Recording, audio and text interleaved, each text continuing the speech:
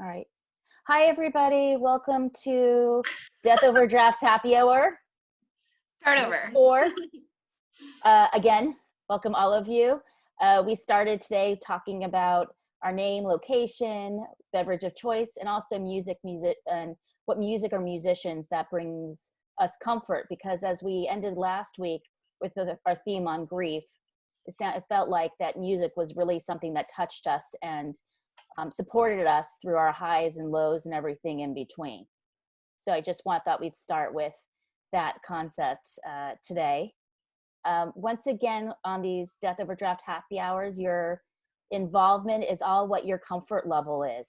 Of course, we'd love to see all of you on here, but we're not going to call on you. We're going to be working mostly in chat, so you can add information to the chat box.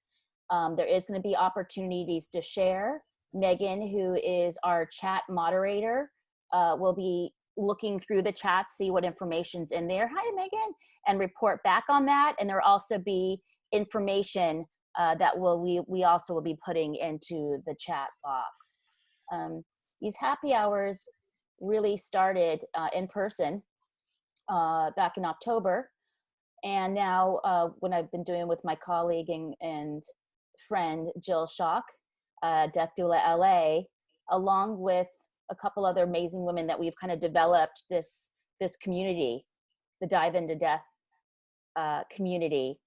And we actually launched, some of you might have seen a beautiful email and website that Amber created to kind of start it off, because we really wanted to be able to collect. In like 3 hours, she said. I'm like, okay, Amber, 3. I mean, I know she's good, but I know she was that good. But like literally, Amber got this like website and stuff so we can like keep this kind of together as a community. She got it up so fast. Yeah. 3.5 hours. 3.5 hours. Okay. Yes. Just rub it in. Okay. Yeah. And so part of that community, and I'm going to put this in the chat box. I don't know if has Megan done that yet? Put it in the chat box. Let me go see if I can put it in there. We'll get to it in a second. We want to make sure you have the website. That's Rocio. It'll come up. It'll come up there. Yeah, don't worry. And Amber, Megan, Jill, and I.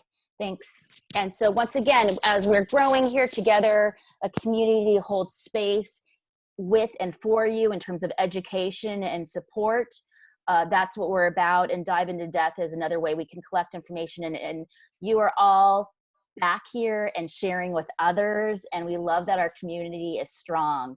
So thank you so much. Once again, add your name, location, beverage of choice, and your musician in the chat box if you like. Do we want to do our first cheers? Yes, yes, yes. I'm always good at remembering this part of the outline. Yes. Cheers, everybody. TDIF. Thank Death It's Friday. So last week was grief. This week is Advanced Healthcare Directive and Planning Week. And just how this happy hour works really is we have a theme, advanced care planning.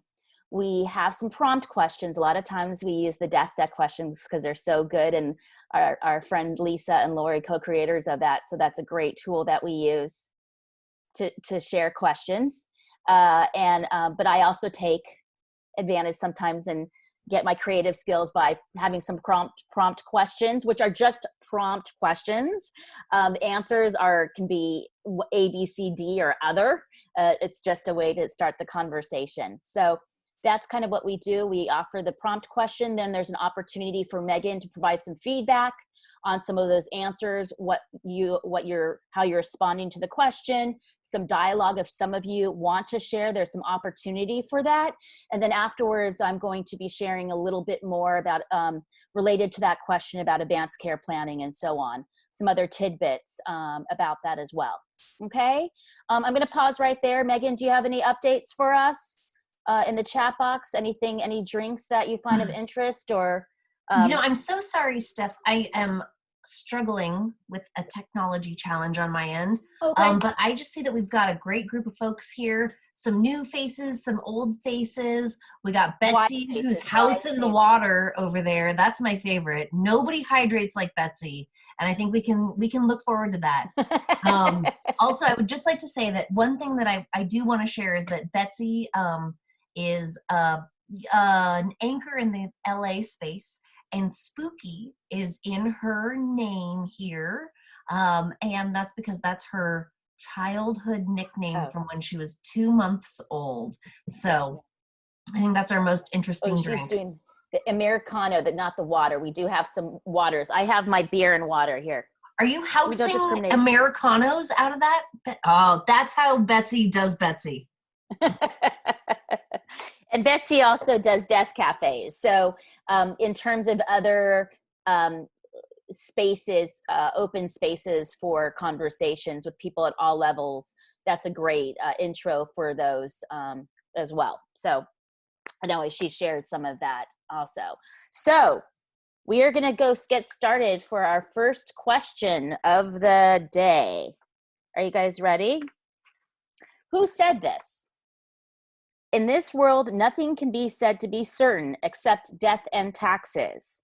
Was it A, Ellen DeGeneres? Oh yeah, in addition to the free gifts I give to my studio audience. B, Benjamin Franklin, although not on a $100 bill, but I did say this. Kanye West, it's all God, death, and taxes. D, Elmo, tickle me and I'll say anything.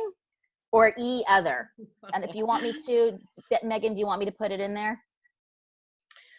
Oh, I knew the answer to this right away. I got really excited, obviously. You did? Yeah, like, this was a hard one. I don't know if everybody has time. Hard. It's so hard. There. I couldn't see your faces. I hope you got some laughter out of that one.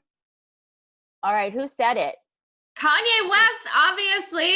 Obviously, Kanye West said it. All right, yes. Death and taxes, the only two things we can rely on, right? That we know for certain. Well, we know taxes was pushed back. So, we don't know so much about that. But the reason why April 15th usually is the real answer is Benjamin Franklin. Benjamin Franklin, yes, it's B, sorry. Okay, you guys can all sleep now knowing that. Well, that's a joke. Okay, never mind. Okay. So April 15th, tax day, right? Or normally it's been pushed back to July 15th. And April 16th, yesterday, was actually National Healthcare Decision Day. And so that's why this is so timely that we're talking about Advance Healthcare Directives. It's been a national holiday proclamation, I think since like 2007. So it's really an opportunity for us in this healthcare, end of life, death care space to really promote that conversation. So I guess a couple different other things about Advanced Healthcare Directives is it's one of 4 pieces of material that is usually considered part of your comprehensive estate plan, right? You have a will, trust, power of attorney for finances, and Advanced Healthcare Directive, okay? Power of attorney for healthcare. Some people even call that your living will. And for probably a lot of us here, there's also a death plan or, in addition to that. But we're here really to focus on the Advanced Healthcare Directive and planning, because this is not a one-time conversation, as many of you know. It's more about the conversation as well as filling out the directive itself. So we're going to do the living will can be a little confusing. So there's more to it, right? And sometimes there's ethical wills. I just talked to somebody today that has a professional will. Before it's like therapists, and I just found this therapist that if they have their own clients, what's going to happen to them after someone dies? So there's a lot of different additions to it that are now that we open up the box. But for Advanced Healthcare Directive, the focus is who do you want to speak for you when you can't speak for yourself? There's actually 3 versions on different Advanced Healthcare Directives. And the reason why we always say don't use a general one, we always promote the AARP also promotes National Hospice and Palliative Care Association. has a very good Advance Healthcare Directive per state, because they're all unique per state. So we might put that in the chat box later. If not, we'll put it on our newsletter moving forward. And Kaiser has this like weird one now too that you can fill out like online in your kp.org or whatever. Yeah. Lisa, did you raise your hand? Did I see you? Well, I was Prepare for Your Care has a really good one too. Yes. That's very in depth that I really like to use. Yeah. Exactly. So there's there's two ones that I have linked in here that I love to share. Is the Prepare to Care, because it's written at a 5th grade learning level, and you can fill it out, but it's very detailed. Yes. It is for various languages and all that. It's so important. And then there's the one that Jill and Olive, we've kind of come together and really like, because what this one does, and like I said, we'll share it later, is on good advanced healthcare directives, there's 3 things. You can have the person talk to you when you're no longer able for yourself. If you have a patient or a client that wants their agent to speak with them at this given moment in time, and after someone has died. So a good advanced healthcare directive also acknowledges, and this is one of the ones we'll share with you, acknowledges what to do with the body after someone dies. Okay, so those are some of the things to really think about in general about advanced healthcare directives. Okay. I also want to say that if you don't get them filled out and something does happen, the default in California is next of kin. Right. So for some people, that's fine. For other people, that's a world of hurt. So yeah, and well, that leads us into our next question here, which is, what does Christina has to say? For the Canadians out there, there's a good questionnaire that emails you a PDF right afterwards. Also, the Stanford project also has a great letter writing project. So the other thing that people ask is, when is a good time to fill out an advanced healthcare directive? The American Bar Association has a fun thing. They say it's the 5 Ds: decade, death, divorce, diagnosis, and decline. Those are the kind of 5 Ds of when to kind of think about updating your advanced healthcare directive. Oh, updating. You should always have one, even if you're young, just based on what could happen to you if you have an accident. Yeah. So I'm going to do the next question here. Are you getting it? I think Megan's getting it. Oh, she put it up there. Well, the question for she's got it, but the question is,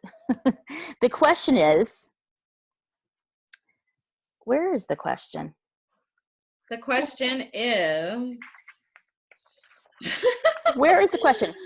Who's going to speak for you? When I can't speak for myself, my X is my decision maker. So a decision maker is also known as advanced care proxy, agent, surrogate, durable power of attorney. A, spouse. B, parent. C, siblings. D, friend or family of choice, kind of like what Jill mentioned earlier. E, doggy or cat, they know me best and provide unconditional love. Or F, other. Yay, there, Greg. Greg brings up the doggy that knows exactly what he wants or doesn't want at end of life. Thanks for that, Gregory. Greg, thanks for that. Yeah. I'm going to go with a hard E as well. I've trained Monty to put my advance directive in his mouth and take it to the hospital with him. Yeah. So as Jill was saying, that if it's not filled out, it's the next of kin by relationship status. Or if it's just not present, it could be like somewhere else. And if, no one can find someone who can speak for you, they're just going to find your next of kin. So if it's not, you could have it done. And if it's not accessible, it still doesn't mean anything. Right. So that's why if you have a partner, if you're not married, it's really challenging. Jill supported me in a situation where I was helping somebody that was about to go on hospice and is kind of estranged from his family, and his friends were ready to be he wants to be their agent, but he died before they could fill out the paperwork. And they had to search for the for the family that he was estranged for, before deciding what to do with that individual's body. And I know that was very important for Amber as well, because in her line of work, she dealt a lot with that. Yeah, this happens all the time. Amber, like, how many times has it happened at ULA? Yeah. It happened so much more than I think people realize. Like, I would say like 30% of our cases were people that came in that either thought that they had things covered, or they were, deaths that happened sooner than anticipated, and the friends were trying to take care of it. And there's absolutely nothing that we can legally do if these papers aren't filled out. Like, we would get just sued. So it's just terrible. I can't stress it enough. Right. Yeah. So the decision maker, having this filled out, knowing somebody that's going to be assertive, be an advocate for you, knows your wishes, is really important.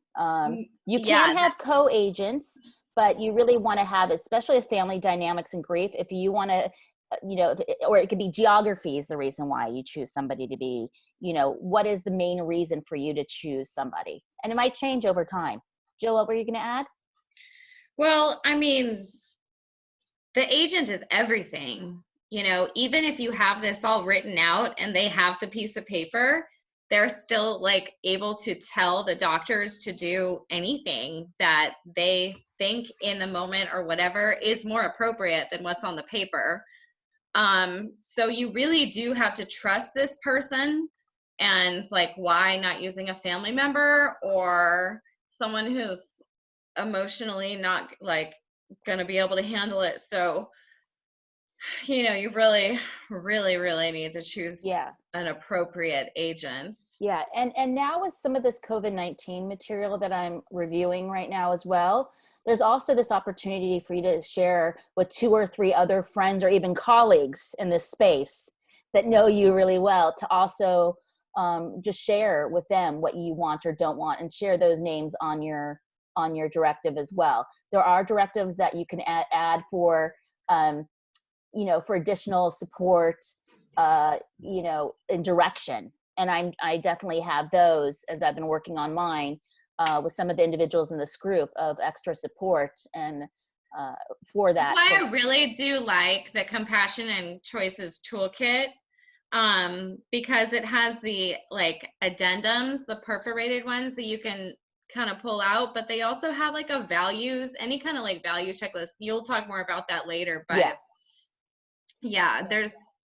just going into just trusting the agent is a big part of this. Yeah, I'm gonna read what Betsy said. I hate to say it, but I have seen hospital doctors not follow the advance directives, listen to the agent. It is possible. I used to argue with them as a social worker. People need to be aware of this. So yeah, they do speak loudly. Even, I mean, I was in a situation with a client and the family and palliative care, and there was even some tension there.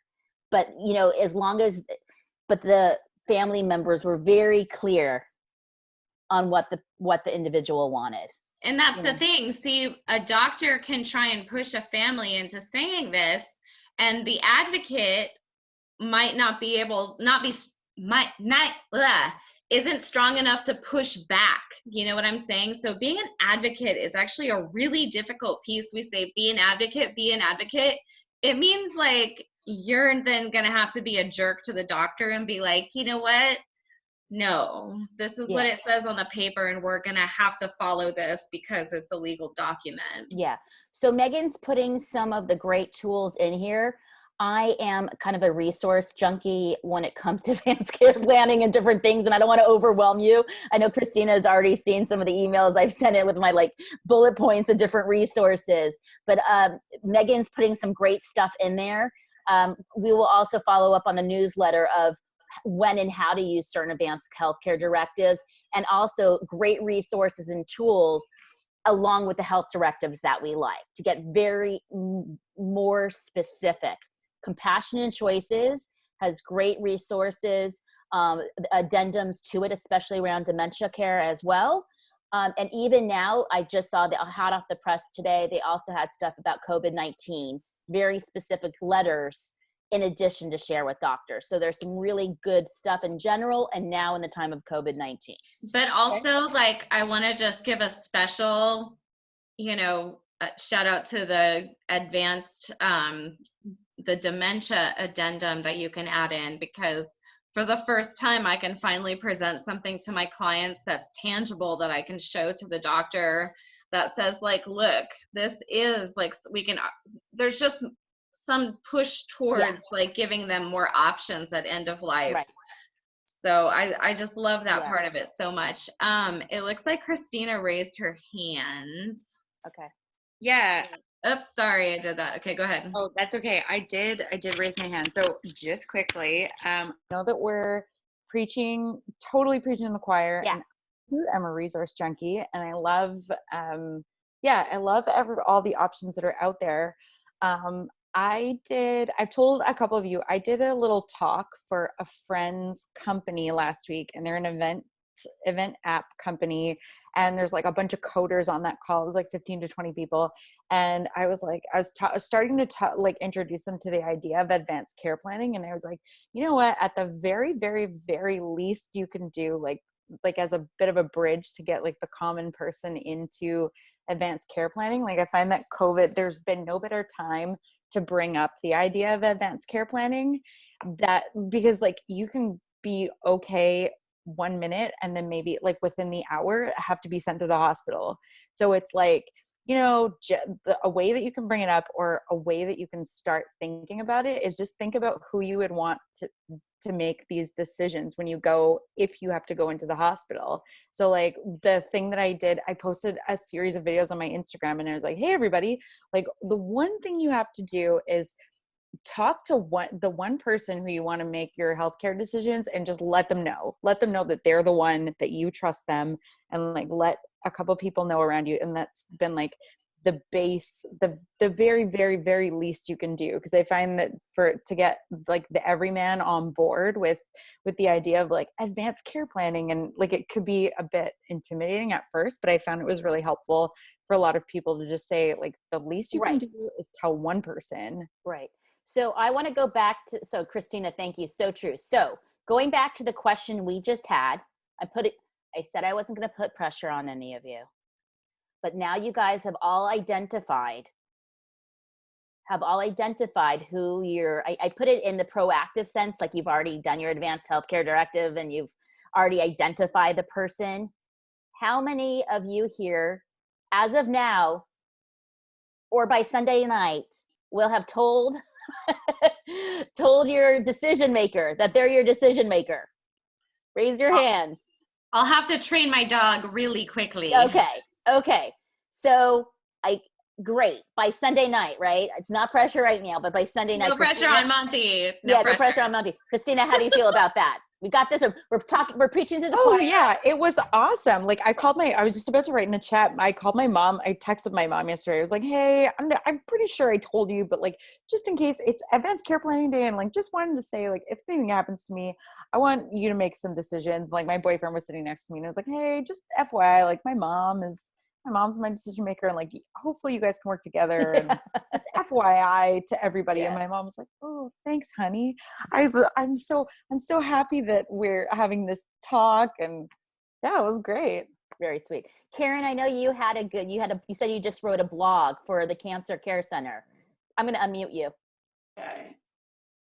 Yes, I was supposed to do a talk, and so I did a blog instead, just talking about why it's important to do advanced planning now, but how it's different. Very often we talk about end of life and medical aid in dying and other issues, but that because of those who have cancer may be at such a big risk, they need to think of it differently. So yeah, and talk about assigning someone, and really thinking there's some good resources on that Prepare for Care that actually talks about COVID-19 and thinking about ventilators, and would you want to stay home or would you want to go to the hospital and be on a ventilator. So it's important to think about, especially from that perspective, if you're in a higher risk group. And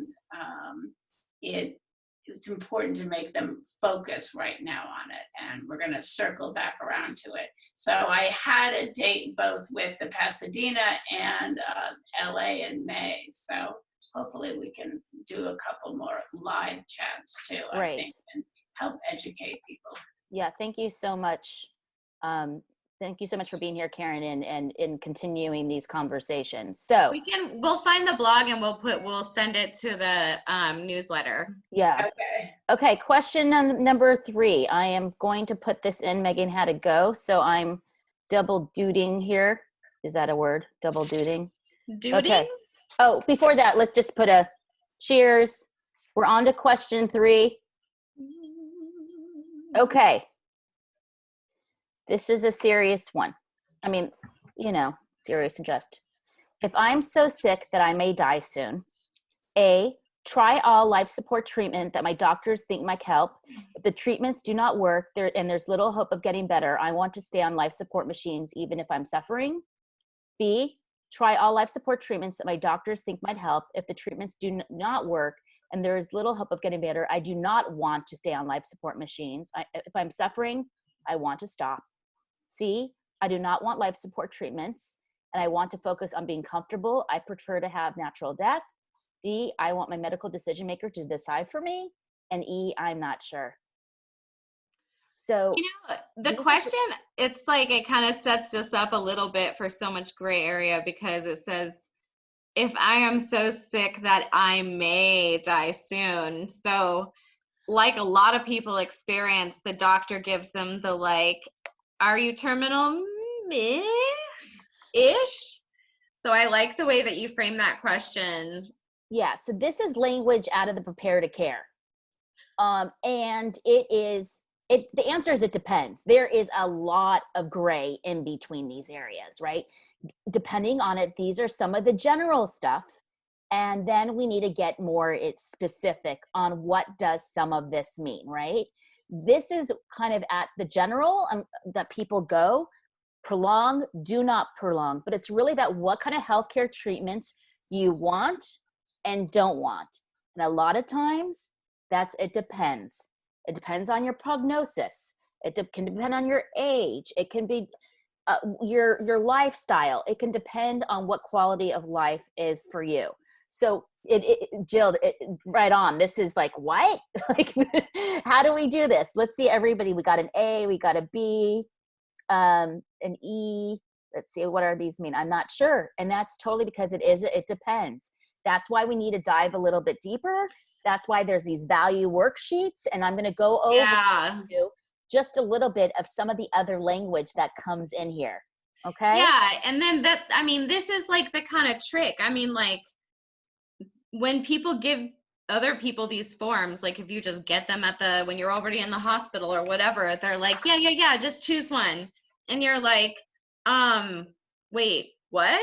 It's like DNR, CPR. Oh, okay, but and then it's antibiotics. It's so confusing when you're really looking at this stuff, and people are just making really flippant decisions. So going deeper into this is always going to be your best bet. Yeah, I think it's what stage of life you're in, B and D. So yeah, there's a combination of a lot of things here. Does anybody want to share a scenario that they've dealt with in terms right now? Does anybody want to share anything? So I put in here some of the resources we talked about, the Compassion and Choices Guide and the Prepare to Care. That kind of leads into some of those value more specific questions. The Conversation Project, which National Healthcare Decision Day is part of the Conversation Project. And they do a lot of very specific, like you said, taking it, like Rocio said, take it in chunks, make it a different conversation. They would have one just on conversations with how to prepare for the conversation. So it's all written before you even fill out the directives or figure out the decision maker. So a couple of the languages of things to think about for sustaining treatment. And this area, there's 6 areas to Advance Healthcare Directive. The two most important ones that we really cover a lot of is the decision maker one that we just did, and this one, which is life support sustaining treatments. We're talking about CPR. We're talking about breathing machines and ventilators.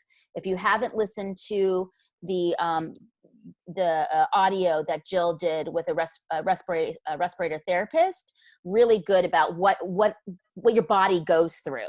It's scary as shit. Like, I was terrified. So there's dialysis, feeding tubes, which is artificial nutrition and hydration, blood transfusions, surgery, medicine, and comfort care, right? These are all choices that can be added in to this section. And those are the details. And usually there's areas, like I said, there's checklists of around all this stuff. And this is the one we love. I think it's page 9 in the compassionate choices. It's like, there's trial periods for some of these different treatments. And that's why, like, a wait and see. So especially for people, typically, like, for trial periods, are typically like younger cancer patients who are kind of like still trying to make decisions on, like, is it more important to stay around for a couple more years because their kids are going to get into kindergarten by then, or am I just like, nah, done? Yeah. I want to pause here and do like a public service announcement aside from Advance Healthcare Directors, because what came up the other day when I was talking about this with somebody was DNR, do not resuscitate. So there are a lot of times we talk about prolonging life and do not prolong life, but the DNR, if you really want that honored, you can put that on the Advance Healthcare Directive, but there's something called a POLST. And I think a lot of you are familiar with that, which is a physician or life-sustaining treatment, right? That is really for individuals that are terminally ill, or the doctor thinks that they might have a year or left to live. Okay, that is, if you want that DNR wish to be known, the POLST is the best way to get that honored. All right, it's the hot pink paper. We can spend some other time on that. It's in addition to the Advanced Healthcare Directive. Everybody should have one. The POLST is specialized for, I see Jill shaking her head. Typically what the POLST does is for a person who, like you said, is like terminally ill on like typically hospice care or something like that. Right. It's bright pink because its message is stop, do not resuscitate me. Right. But So if that piece of paper is not present in your car, on your refrigerator, on your door, in your bedroom, it doesn't matter. Right. So the paper has to be present, which makes it different than the Advanced Directive a little bit. It needs to be signed by a physician. Or a nurse practitioner in California. Right. So I just want to acknowledge that is when a lot of us, and we're working with people at end of life, it's really, that is an additional resource that people are more aware sometimes than even the Advanced Healthcare Directive in a certain period of life. But that's if you really want to, if somebody really wants to honor the DNR, and there's even within the POLST, it's not all or nothing. It's also regarding if you want feeding or liquids and so on. So there's different levels of treatment within there, but that is very specialized for a certain period in someone's life. Okay. And Betsy just said something, DNI, do not intubate, is also one that's on the POLST as well, the updated POLST. Beautiful. So that's kind of overall to, healthcare directives. Another part of this conversation that we could talk about is end of life options and choices. I'm going to put pause on that for another time, but that's other ways of how you want to, what other options you want at end of life. Which is get all treatments, right? You want all treatments. You want to refuse treatments, which you can. You could have hospice, voluntary stop eating and drinking, palliative care, all of this. There was thank you for putting that in there, Jill. Yeah. Yesterday, Compassionate Choices, and I know I'm talking about, there's so many great resources out there. I've been listening to Conversation Project and Compassionate Choices. Dr. David Groove, who's the National Medical Director, gave a really detailed clinical talk on all this, and we'll also link this into next week. so you can get honing in a little bit more on that. It's a webinar. It's really good. Okay. We are moving on now to question 4. Let's see here.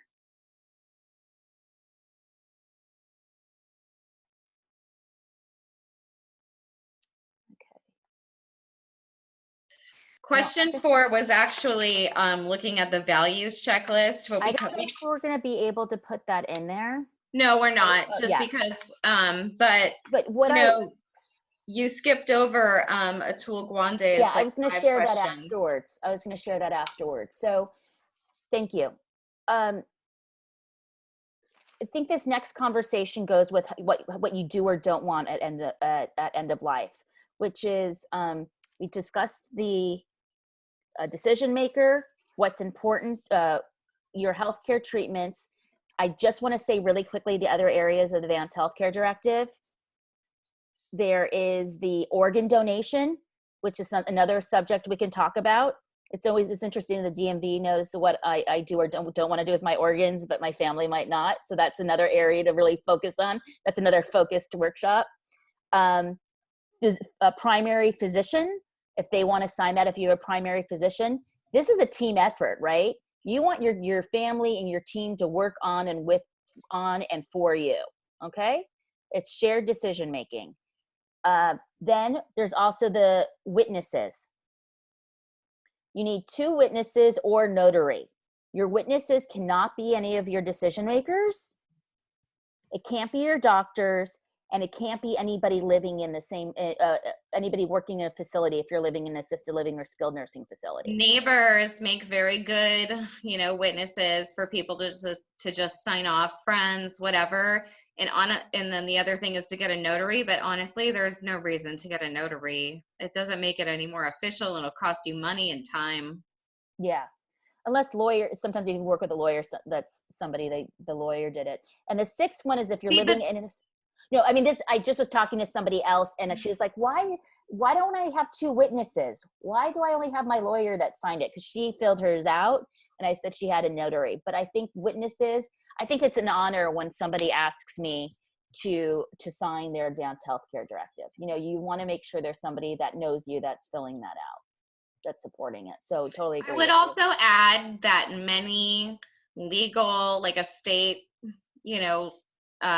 legal groups, they do typically cover advanced care planning when they're doing the entirety of estate planning, but they also typically don't know shit about shit when it comes to ventilation and CPR, anything that happens in the hospital, and the pieces are really super fractured.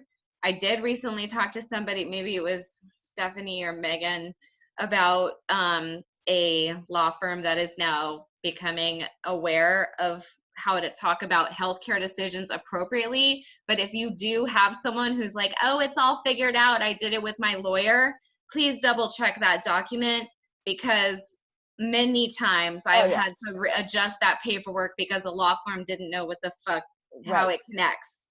One of the other resources is there's a legal medical partnership through UCSF Hastings Center, and they put together with individuals like ourselves, Advanced Healthcare Directive for lawyers. I don't know if lawyers use it. I think they're like-minded lawyers like us. Those are the ones I partner with. You should all, when you're all out there creating your own team in this space, you want to find an elder law attorney to work with. A good-hearted angel one, because attorneys ain't cheap. Betsy just made wrote a comment. Another consideration, I've seen many patients change their minds once they go into the hospital and want to try to live. Totally. Kind of canceling out their ID. It is normal. We never know until we are actually in that situation. So be kind to yourself if you are in this situation. And I'm very honest about that with me in my life. Depends. Cancer, what kind of cancer? How young am I? What do I have to live for? How am I feeling about pain? All kinds of stuff. Accident. Okay. Recovering from that accident. What's going to be my capability? Things like that. You really got to sit and ask yourself the weird and terrible questions sometimes. But even that's with that said, Jill, important. one of the things you've always reminded me of is when you start filling out this directive, you fill it out from where you are in your life right now. Right. It And might as well be a current directive. Yeah. Yeah. Because if I get diagnosed, I'm obviously going to change that. Yeah.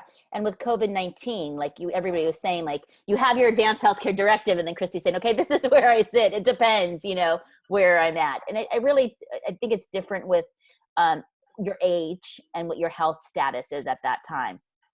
Mm-hmm. Oh, Christina, thank you. I definitely did not know about elder law before attending this death over drafts event. Oh, and there's that kitty in the background. Where? Christina's. Oh.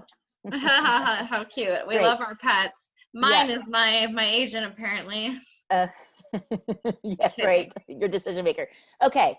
I want to go back. This is time for you. A lot of you have been quiet, like listening, like I'm giving you a tutorial. But now this is an open conversation. I'm sure some of you have seen different values worksheets. We'll put it in there. But yeah, open it up. Let's talk. What's important to you right now with all this going on? I mean, what's important to you?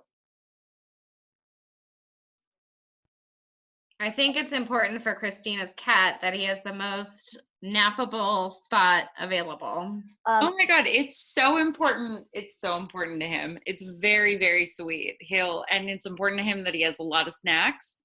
But actually, I will go first in answering this question. So I mentioned that Instagram challenge yesterday that I put on my Instagram. I was like, hey, everybody, tell your advanced directive person like that they're making decisions for you. But also I took a cue from my friend Vanessa, who runs a company called Bannister Advisors.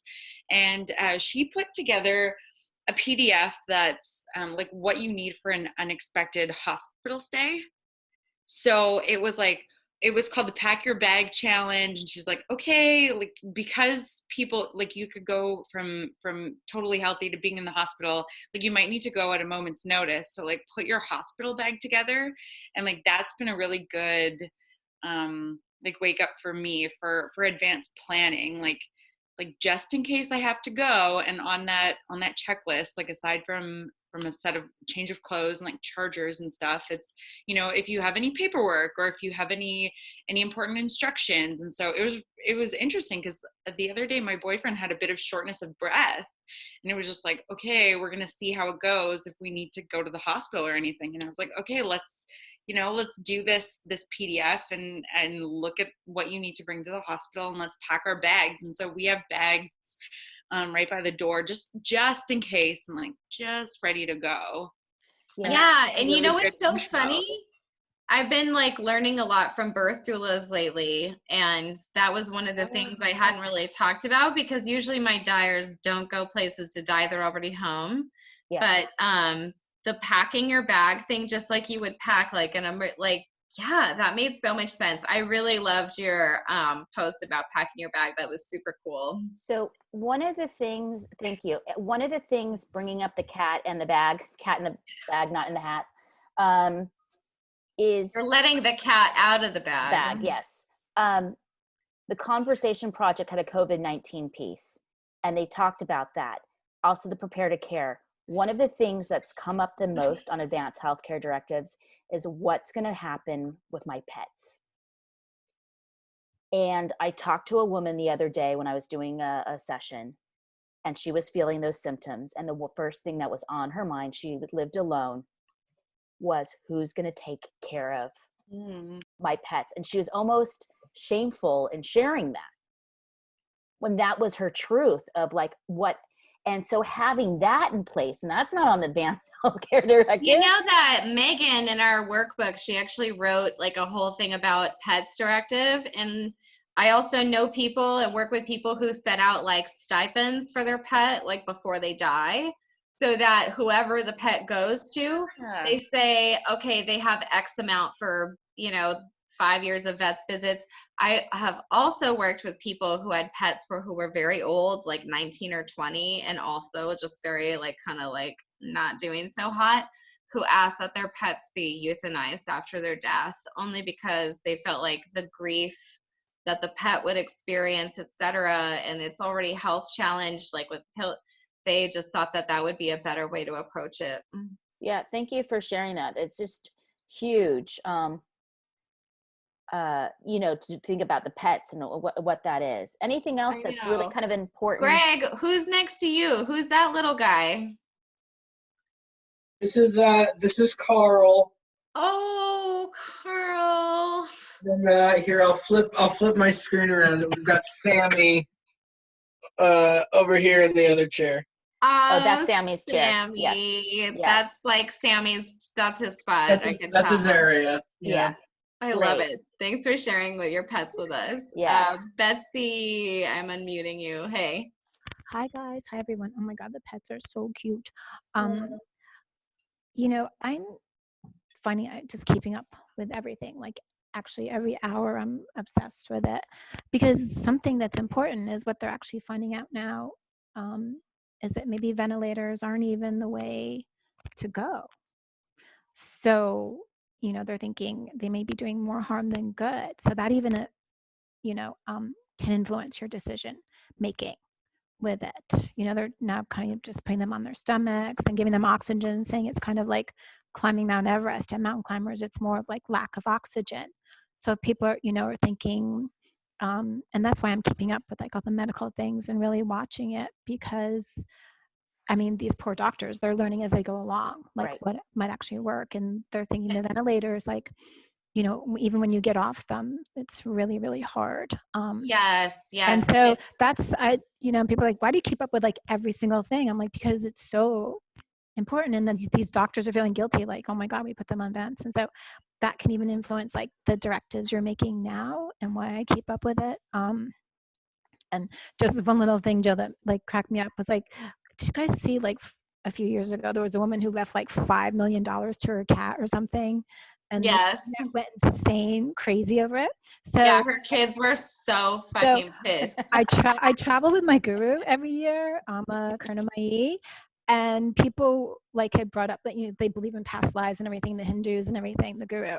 And Amma told us, she talked about it. She said in a past life, that woman had screwed that cat out of like $5 million, and like, so it was like payback. So that cat wasn't just a cat, it was like a previous lifetime. So that's why she left everything to the cat. And we're like, oh. So I think it was just to piss off the kids. That's what I think it was. Yeah. No, it was like a past life thing. So it was like really an explanation for it. But yeah. I love that. Thanks, yeah, so I thought that was like, yeah. I want to see this. I want to hear what Karen has to say, because I actually am not quite sure what it is. They're putting patients, or you like more prone. Can you tell me? They're turning patients over prone while they're actually ventilated, because you have more alveoli on your back.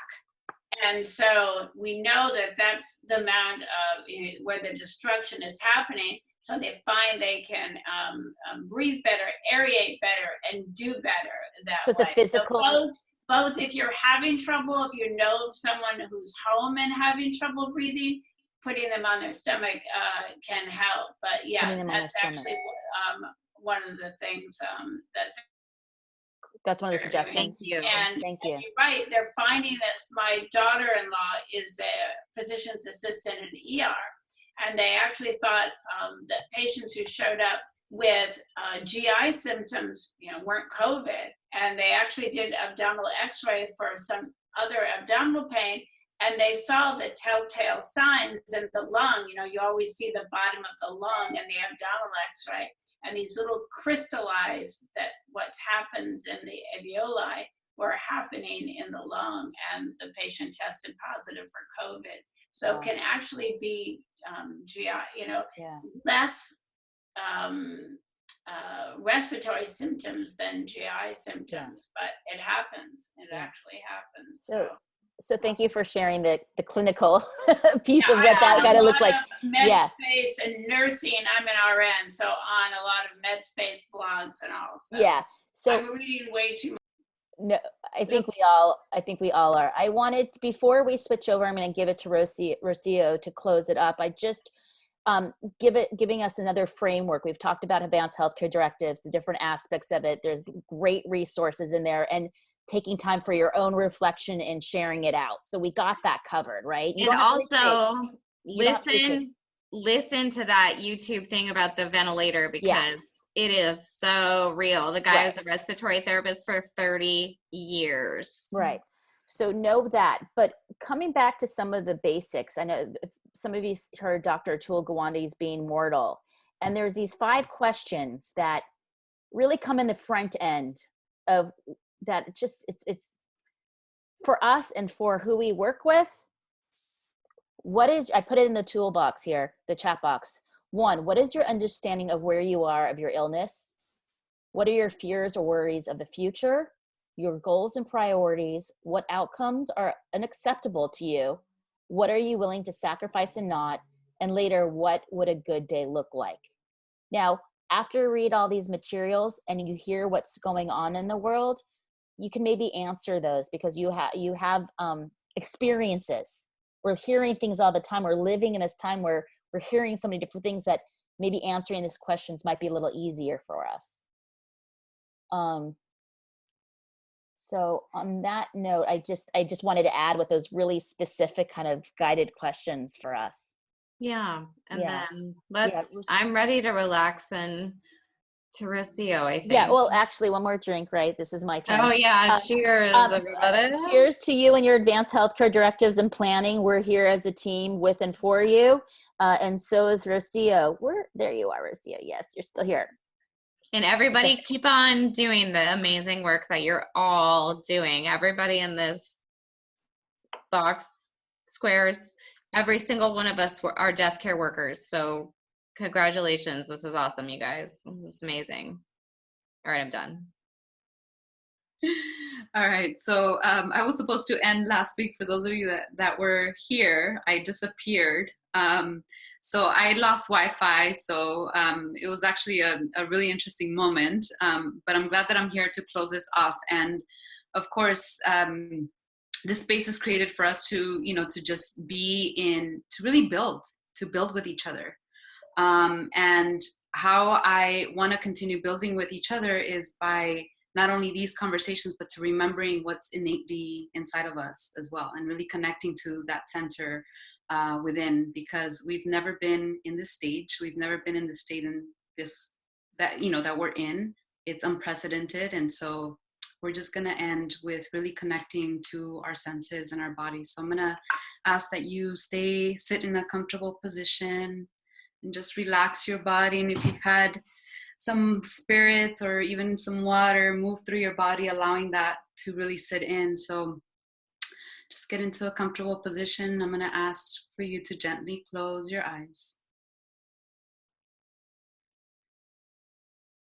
And gently connect to your breath.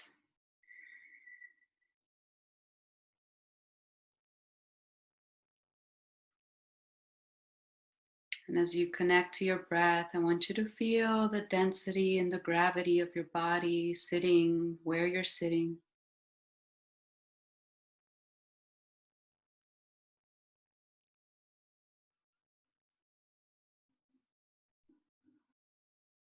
Remembering that breath is that communion between the internal and the external.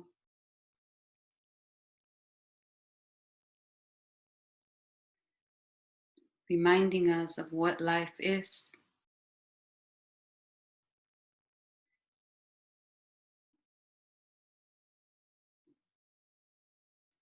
And with this breath, just taking the time to thank all of the people that have been on the front line and that are in the front line, given this moment.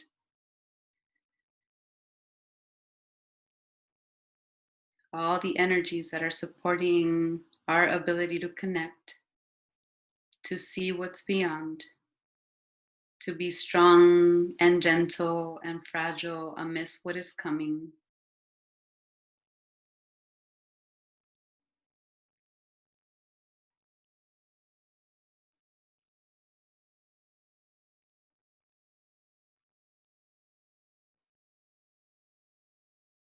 Thanking all of our families, the ancestors,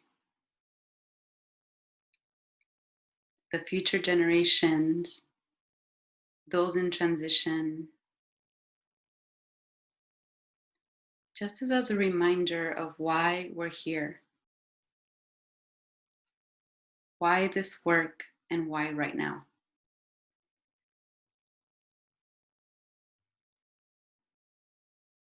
And I want you to take one deep breath. So as you inhale, taking every energy in your body, bringing it up into the breath,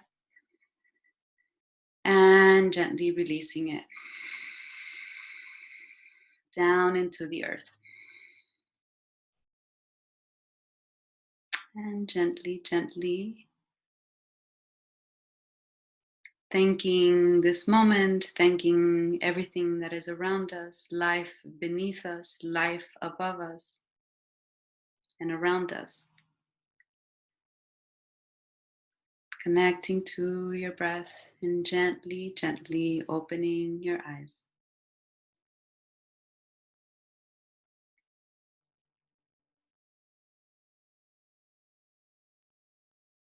So thank you, everyone, for this small moment and connecting from this heart space. So I'll give it over to Stephanie or Jill. Small but precious moment. That's what we have here together. So thank you. Thank you all for being here. Next week, change of place, cannabis and integrative medicine for healing. So please join us once again, you regulars out there. Be well, be safe, be And you. I would also encourage anyone who does use cannabis or would like to use cannabis, you can use that as your happy hour treat as well. There you have it. Thank you. Okay, bye. Bye.